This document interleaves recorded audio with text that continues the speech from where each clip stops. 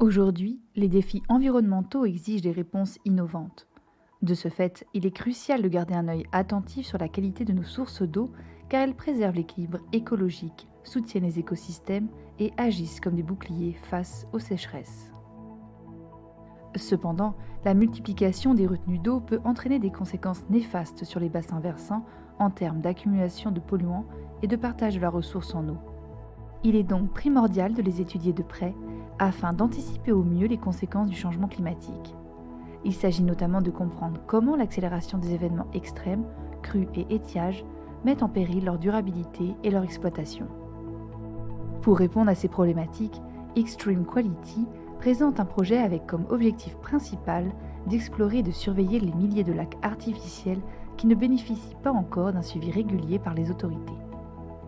Aujourd'hui en France, seulement 482 lacs et réservoirs de plus de 50 hectares sont soumis à une surveillance légale de la qualité de l'eau en France, sur une estimation totale de plus de 100 000 retenues d'eau sur tout le territoire. De ce fait, les plus petites retenues d'eau sont davantage négligées et leur impact sur la ressource en eau mal connu. Afin de contribuer à une meilleure compréhension de ces écosystèmes et de leur évolution, Extreme Quality apportera une base solide permettant une prise de décision éclairée pour la gestion et la préservation de nos ressources aquatiques, conformément aux objectifs de développement durable des Nations Unies. Le service fournira une visualisation de la trajectoire des retenues d'eau individuelles et de groupe, ainsi qu'une vue globale des bassins versants pour faire face au changement climatique. La réalisation de cet objectif se fera à l'aide de données issues d'acteurs clés tels que le pôle TEIA, le programme Soitaval, le laboratoire Géosciences Environnement Toulouse, le Centre de recherche de la biodiversité et l'environnement. Nous pouvons citer les deux PME ETOI sur la partie indicateurs et Magellium sur les parties spatiales qui contribuent en tant que partenaires industriels sur ce projet. Mais également grâce au partenariat avec les agences de l'eau telles que l'ANA, l'agence de l'eau du Brésil, et l'agence de l'eau Adour-Garonne qui cofinancent le projet Extreme Quality. À l'aide de la constellation des satellites Sentinelle-2 du programme Copernicus et des développements méthodologiques récents, Extreme Quality propose une approche novatrice pour surveiller la qualité des eaux des petites retenues.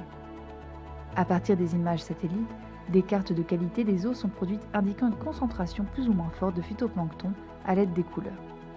Ces cartes permettent de comparer l'évolution des retenues à l'échelle d'une région et sur des centaines de kilomètres, ou de vérifier l'état d'un lac individuel. Le projet générera ainsi des indicateurs spatialisés afin de classer les retenues selon leur évolution et leur sensibilité aux événements climatiques extrêmes.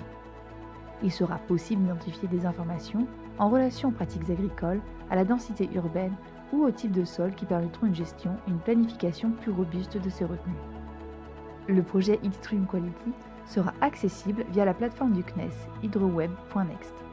Il propose une interface conviviale offrant 3 principales nouveautés.